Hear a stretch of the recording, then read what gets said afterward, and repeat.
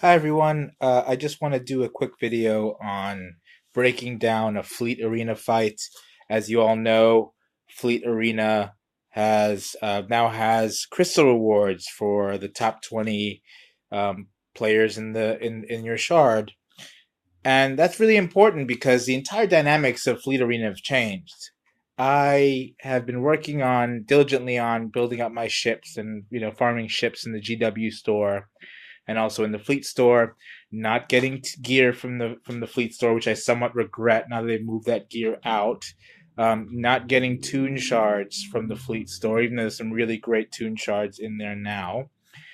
Just really building up my ship collection, if only because I had a feeling that there would be more emphasis put on it in the future. I was very lucky to be correct. But it's a long slog to get your ships to a place where you can be in the top 20 of Fleet Arena. It took me a few months to work my way up to just outside the top 20, then finally cracking the top 20. And then about 3 or 4 weeks ago, I was able to crack into the top 10, the top 5. And since then, I've been rolling. So a lot of it's also been learning the combat strategies and the combat styles, which change at different levels. It changes from the top 200 to the top 100 to the top 50 to the top 20. So just be expecting that. But more importantly, you really learn about the strengths and weaknesses of different ships, the different capital ships, the more that you fight. So even if you're not very good at Fleet Arena right now, excuse me, and you're eyeballing those crystals. I got a 400 crystal payout 3 days last week for being number one, and that's 400 per day. So that's 1,200 crystals in 3 days. Which obviously I use to buy cantina refreshes and things like that. So if you're hungry for crystals, this is, I would think, once you put enough time into it, I think this is one of the easier ways to get crystals because I've done pretty well in Squad Arena, but there's no chance I'll be in the top 10 in Squad Arena even by the end of this year. It's a goal, but it's I'm not going to get my crystals that way. So Fleet Arena is a super easy way for me to really stack up those crystals, and I hope it can be for you too. That's why I'm making this video. So let's get down to it. What I'm going to assume is, as you can see, I'm in the top three. I'm ranked number 4 here. I'm going to go for the top spot because YOLO. Um, but what I'm going to assume is you have at least a 5-star capital ship. My preference, my overwhelming preference for capital ship is Tarkin's capital ship, Executrix. Admiral Akbar's capital ship is decent. It was actually my first capital ship starting out. It took me a long time to transition over into Tarkin's. The main reason why I transitioned over to Tarkin finally, well, there's two reasons. One is I put I'll do a separate video on this, but I think Tarkin's tune as a crew member is probably the most underrated tune in the entire game. He's fantastic. Provides a lot of different. He's one of the best support tunes in the game. I think he really enables a lot of things to keep you in the fight in arena matches and to unlock some offensive options as well. So I really like Tarkin. I put a lot of effort into gearing him and leveling him. And so because the biggest component of your ship power in Fleet Arena is your crew member. So if you have a really strong Tarkin like I do, it's kind of, and I don't really have a very strong Akbar because I kind of gave up on him, sort of mid-stage through the game. When I got to like level 80, I kind of stopped using Akbar because he just wasn't powerful enough, wasn't doing enough damage, and there's so many better rebels to replace him with. So Akbar really, I think he's like gear 8. The capital ship just wouldn't be as strong as what Tarkin's is. That was the main reason why I made the switch. The other thing I noticed was that in my shard, at least, and I know it's different from a shard to shard basis. So when I say shard, it's basically what server you're on in the game, and that depends on that dictates what ladder you see when you do these fleet arenas and the squad arena combat. So my shard, it's low, at least the highest level. So I call it the elite fleet arena. The elite fleet arena, which is in my mind the top 50. These guys, I would say 80% of them have Tarkin ship, and I noticed that just I was fighting Tarkin after Tarkin after Tarkin. In the lower levels, I was fighting lots of Akbars and Mace Windu capital ships. And I didn't really understand why.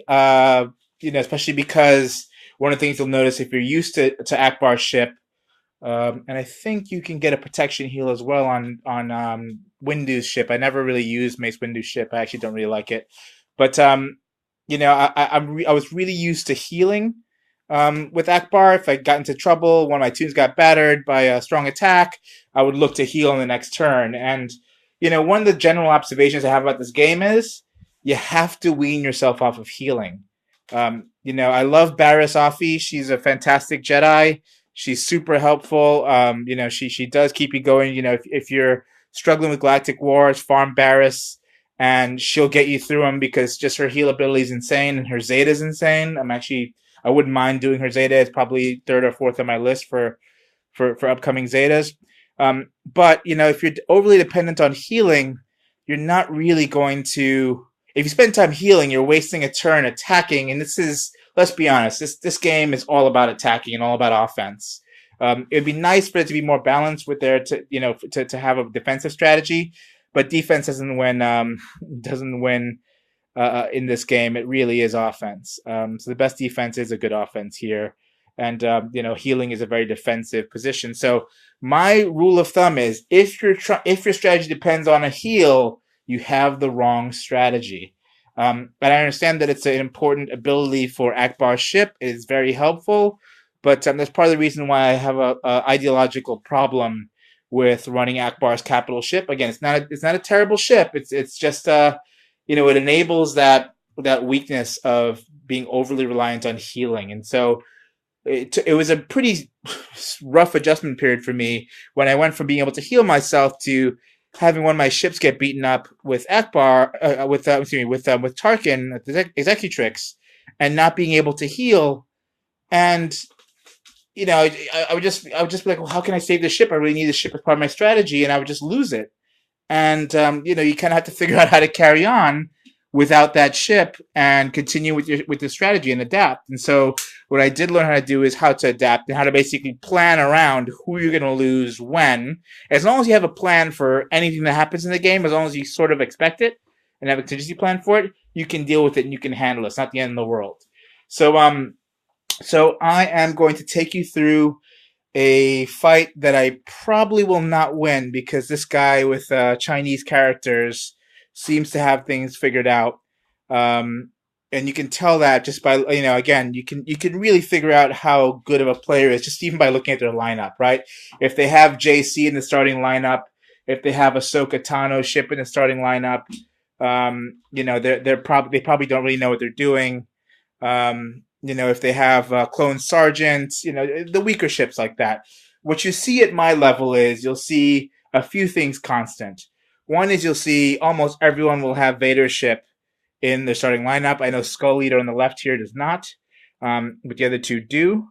Almost everyone will have TFP in the starting lineup. Everyone does here. Almost everyone will have Boba's ship in the starting lineup. The Chinese guy on the right does not, but that's actually I would say that's a good move. I haven't seen a starting lineup without Biggs Darklighter in the starting lineup in a long time. So you absolutely have to depend on and count on Biggs Darklighter being there in the opposition because of his fantastic autosant, which is super, super helpful. When it's working for you, when it's working against you, it's massively annoying. And the other thing you'll notice is if you haven't farmed it, farm Fives' ship. Fives is Umbaran Starfighter.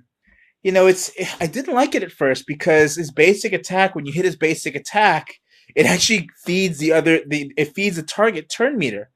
And so you're thinking, why am I trying to speed this other target up when I'm trying to kill him? And it's a trade-off because it does a pretty decent amount of damage.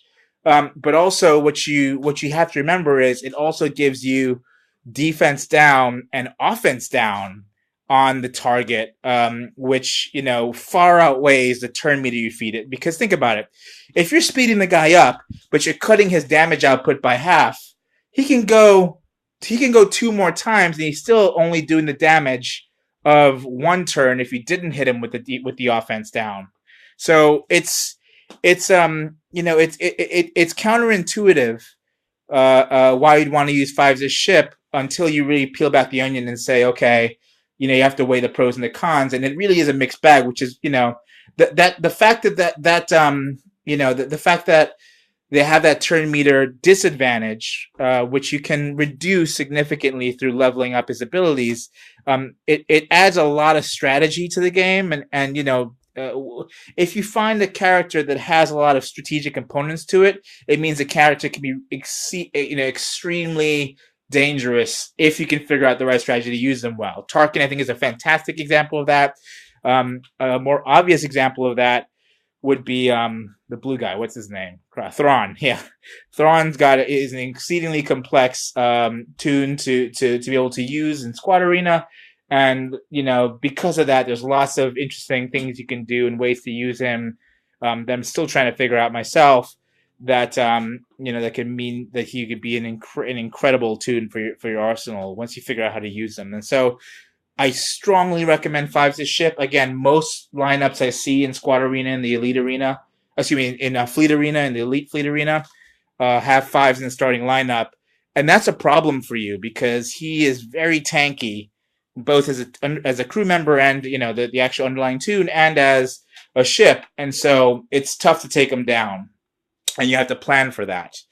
Now, so we got Biggs, Vader, Fives a ship, TFP. Those are pretty much the four standards. You'll see a Boba in there, usually being number 5. Here on the right, the Chinese guy I'm going to go after in a second, this is a problem. He's got First Order TIE Pilot, which offensively I think is actually one of the better ships in the game, because every time I come across a First Order TIE Fighter pilot squad, I kind of shy away from it now because it's difficult to fight those guys, because offensively his strafe ability, it just hits you over and over and over again. It's basically like a recurring. It's like Ahsoka Tano's special, but on his basic. And I haven't really drilled into how those abilities work and stuff like that. I should, because a good part of, if you want to learn how to fight well, you don't just have to study your own tunes and your own crew's ability. You should study the abilities of the teams that you fight the most. I haven't fought a First Order TIE Pilot squad enough times for me to really drill in, but seeing this guy sitting around at number 1, he's pretty good. I have a feeling I'm going to run into him a lot over the next weeks and months. So I'm probably going to dive in and study up after this video to come up with a better strategy. Probably should have done that before the video, but hey, let's keep rolling. I don't want to keep you guys waiting any longer. Okay, so without even getting to the fight screen, I'm going to map up my strategy. Let's see. Biggest problem for me is Biggs, because there's 3 biggest problems here. Usually there are 2 big problems. Biggest problem, let's go from left to right. For Skull Leader, if I were to fight him, biggest problem would be Biggs, because Biggs is when he taunts and anyone else on his team, including him, establishes target lock, it restores his protection. And so if you don't take out these ships before they can target lock you, and even if they hit you, even if you're already target locked, if they hit you again, and the RNG gives it a target lock, even though you can't apply 2 target locks at the same time, if they would have gotten a target lock, it still restores Biggs' protection. I don't know if you knew that. It took me a while to figure that out. Because I was just like, why is this guy not dying? So basically, it'll be an infinite loop unless you get rid of the people who can establish and maintain a target lock and therefore keep Biggs alive, and he'll be alive forever unless you get rid of those guys. So Biggs is the biggest problem, that you got to get rid of as quickly as possible before you can really start maneuvering into a dominant position in the fight. So that leads to your next biggest problem, which I guess becomes your first biggest problem, or at least your first priority, is to take out whoever has the highest likelihood of establishing target lock, because for almost all ships it's an RNG event except for one, which is Vader's ship. Vader's ship is kind of squishy, but he has guaranteed target lock in his basic every time. It's sweet if you have it. It sucks if you don't, and it sucks double if you don't. The other side has it. This guy, Skull Leader, does not have the Vader ship, who's the next highest percentage probability? I would say TFP has a pretty good probability of establishing target lock, but there's a problem. TFP under an executrix lead, well, a TFP under any capital ship, will basically give the capital ship, I think it's 12% turn meter if he dodges. And he has very high evasion. I think it's like 35% for for a ship. So you'll see him dodging attacks all the time. It's really irritating if you're fighting against him. Just keep in mind that you're awarding the capital ship turn meter. So if it's an Akbar ship, then you're basically closing down the I forget what it's called, the ability where you basically get two free uses of your special. Once you hit that, I think it starts on cooldown. It's like a 7-turn cooldown, something like that.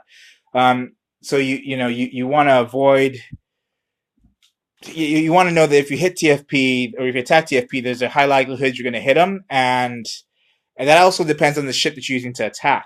If you're using, say a TFP, actually, I would say TFP has a low accuracy. So if you attack TFP with your own TFP, you're most likely going to get a miss. So don't do that because you're just going to feed the other side turn meter.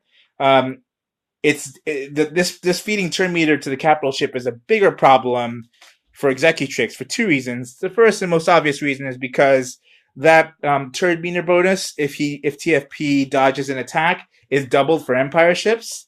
And the second biggest reason is because there's an AoE that Tarkin has that starts on cooldown that basically ends the fight if whoever triggers it first, if you have two Tarkins fighting each other. Once Tarkin triggers that AoE, is a 90% chance the fight's over and they win. That starts on cooldown, so you want to do whatever you can to avoid triggering that when you're fighting a Tarkin ship, which means be limited and judicious with how you use AoEs, because on AoEs there's a decent likelihood that TFP is going to dodge them and it's going to feed turn meter. And also, if you can avoid it, unless you can absolutely avoid it, save TFP for last. Don't attack him. He's annoying. He can do some damage. He's fast. He speeds up as he goes. But there's no amount of damage that he can do that'll outweigh letting Tarkin trigger that AoE, because that ends the fight. And there's not a whole lot you can do at that point. So looking at this, a Skull Leader, if I were to fight him, I wouldn't go after TFP, even though he's the highest likelihood of target lock. I would go after the Wedge, because Wedge, he doesn't have a target lock ability. Actually, I think he can target lock, but what he'll usually do is he'll fire his missile, and his missile hits like a sledgehammer. It's kind of like the JC ship, where his opening attack is just insane, and then after that he kind of sucks and doesn't do much, and then he's kind of disposable, and he dies pretty quickly. So I would also never put Wedge in a starting lineup, just like I never would put JC in a starting lineup. Just keep that in mind. It's a decent ship, but limited use. So, once that missile is done, he's kind of doesn't really have much going on. So I would go after Wedge, take him out. I would try to Billy block him, take him out, and then once he's disposed of, go after Boba's ship, Slave One. And then I would go after the Biggs, because basically Taunt would probably be on by then, so I'd have to finish off Biggs, then Umbar and Starfighter, then whoever they call off the bench. Probably two or three ships are coming off the bench, and then leave TFP for last. Is my strategy for Skull Leader. For Oedipus, pretty basic. You can guess it. The first priority is to get rid of Darth Vader's ship, because as long as Darth Vader's ship lives, so will Biggs's, and that's a big problem. Once Darth Vader's ship is gone, Biggs will almost definitely have Taunt. So go after Biggs, get rid of him. Then go after Boba's ship. Then deal with whoever comes in off the bench. The next 2 or 3 ships are coming off the bench. Then eventually kill Umbar and Starfighter. Finally kill TFP, and you're done. Now, this Chinese guy on the right, I haven't done this in a while, so it's an interesting fight strategy. I would have to go after Vader's ship first, even though First Order TIE Pilot is going to cause me a lot of issues up front. I know that, because he's fast and he's deadly. So I'm going to go after Vader's ship, because I can't, I won't even be able to attack First Order TIE Pilot, as long as Vader ship's alive, because I'll be taunted by Biggs, and I'll have to focus on Biggs. So as much as I want to kill him, I won't be able to. I can't one shot kill him yet. I'm not powerful enough. I don't know if I ever will be, but I can't one shot kill him or kill him in 2 turns. So I'm limited. I have to deal with Vader's ship first, then probably try to deal with him. Hopefully try to deal with him. I might get taunted by Biggs, so I might have to deal with Biggs first, which will allow First Order TIE Pilot to do a lot of damage. Again, First Order TIE Pilot is a big problem for me here. Once I deal with First Order TIE Pilot, I really want to make sure I get rid of. I really want to make sure I have target lock on Fives' ship, on Umbaran Starfighter, as quickly as possible. Because once there's a reinforcement called in, I'd bet anything. I actually don't know this guy's squad, but I bet anything that it's Scimitar, Darth Maul's ship. And if it's Scimitar, then he'll do the auto stealth thing, and he'll usually stealth and give fives, expose fives, and then he'll give fives retribution, which is basically a guaranteed counter if you hit him, and then that's painful because then fives is gonna just do offense down and defense down on anyone who attacks, and then just makes you weak, and then it makes your damage weak, and it makes your protection weak, and you take a lot of damage. It's a nightmare. So yeah, so fives is a problem. He's manageable as long as he doesn't have retribution. He's not hitting you every time you hit him. That'll be a real problem. So what I want to do is, so again, plan of attack is Vader first Order TIE Pilot as soon as possible after that. I might have to deal with Biggs before, but get rid of Biggs quickly, hopefully. Deal with First Order TIE Pilot. Then establish target lock on Fives' ship, Umbaran Starfighter. Probably won't be able to kill him before the reinforcement comes in. So plan to deal with the reinforcement. I'm guessing Scimitar. It'd be great if it was anybody else. But it probably will be Scimitar, so I have to be prepared for that. Deal with Scimitar. Well, actually, I'll have to kill if it's Scimitar. I'll have to kill fives because it'll be fives that he picks for the to leave unstealth with the retribution. So deal with fives, then deal with Scimitar and or whoever else gets called a reinforcement by then, and then again deal with TFP last. You don't want to hit TFP because of that dodge thing, and because this guy, I'm guessing this guy's tunes on the back end side. I haven't really drilled in yet, but I'm guessing he's pretty geared and leveled. I mean, his power is only 10,000 more than mine.